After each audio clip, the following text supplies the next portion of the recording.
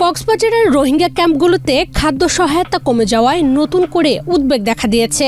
আন্তর্জাতিক সংস্থা world food programme সাম্প্রতিক সময়ে সহায়তা ব্যবস্থায় পরিবর্তন এনে মাথাপিছু অর্থ বরাদ্দ কমিয়েছে, যা ইতোমধ্যে ক্যাম্প জীবনে প্রভাব ফেলতে শুরু করেছে।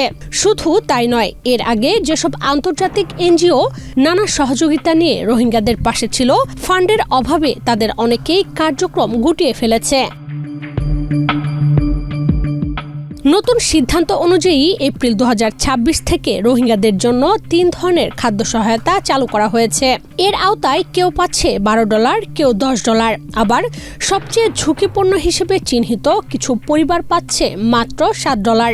এর আগে দীর্ঘদিন ধরে প্রতি ব্যক্তি গড়ে $12 থেকে $12.50 পর্যন্ত সহায়তা পেত।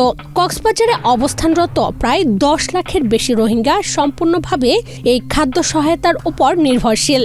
ফলে সহায়তা কমে যাওয়ায় নিম্ন আয়ের ও ঝুঁকিপূর্ণ পরিবারগুলো সবচেয়ে বেশি ক্ষতির মুখে পড়েছে।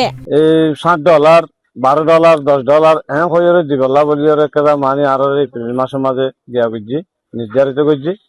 তাহলে আর মানুষ ক্যাং গড়িয়ে রাশন লইম দি আর আজ 3 কিষান গড়িয়ে বেগিন রোহিঙ্গা হদিন বেগিন মুসলমান রিভিজে হদিন বেগিন এডলা এমআরসি এডলা কি নাম হ আর সেল নম্বর এডলা তুলে আর ফাতিকে কি গড় আর ফাতিকে না গড়িয়ে আর কুবাতে তাদের রাশন ওনারা ইয়া জিন্দিলা দর হিন্দিলা সার মেরে দি যাও জিন্দিলা বাফে গা চলি ফিরি আর হাইতাম বারে করে নেলি না পারি যখন নেলি না পাইলে সামগ্রী না পারি সামগ্রী না পাইলে খাইও না পারি।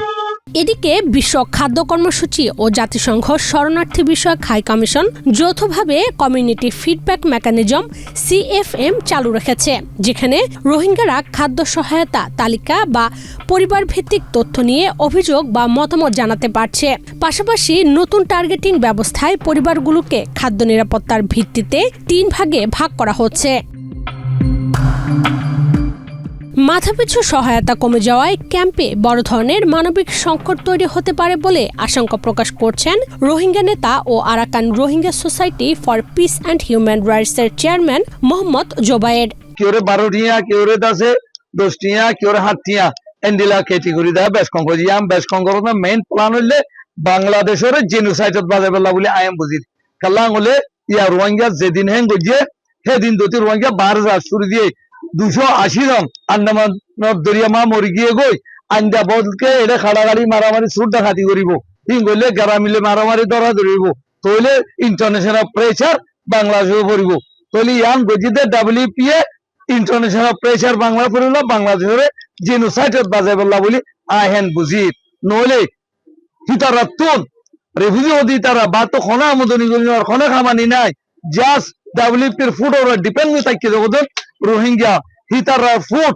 রোহিঙ্গালে মশারা নগরী মনকদে ইন্ডিয়া বেশ কঙ্গরণ ইয়ানলে বাংলাদেশের উপরে বড় কান প্রেসার ফেলন।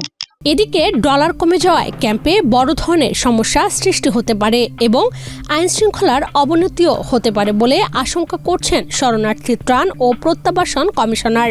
ডলার কমলে খাবার দাবার কমলে মানে টাকা পয়সা কমলে তো স্বাভাবিক মানুষের মধ্যে তো একটা অসন্তোষ থাকবে। তারা কিছু প্রোটেস্টও করছে। প্রতি বেলা খাবারের দাম পড়ে $16, $12 যেটা দেয়া হয় এটা দিয়ে $16 দিয়ে কি আর খাওয়া যায়? সেখানে যদি $7 হয় $10 হয় তাহলে তো অবশ্যই তাদের তো একটা সংকট তৈরি হচ্ছে। এর প্রভাব বিভিন্ন জায়গায় পড়বে, আইন শৃঙ্খলাতে পড়বে। বরাদ্দ কমে যাওয়ার কারণে খাদ্য সংকট বৃদ্ধি এবং এতে ক্যাম্পে চুরি, সহিংসতা ও সামাজিক অস্থিরতা বৃদ্ধি পাওয়ার আশঙ্কাও করছেন কেউ কেউ। এই অবস্থায় আন্তর্জাতিক সহায়তা দ্রুত বৃদ্ধি না পেলে রোহিঙ্গা ক্যাম্পগুলোতে ক্ষুধা, অপুষ্টি ও সামগ্রিক মানবিক বিপর্যয় আরও গভীর হতে পারে বলে মনে করছেন সংশ্লিষ্টরা।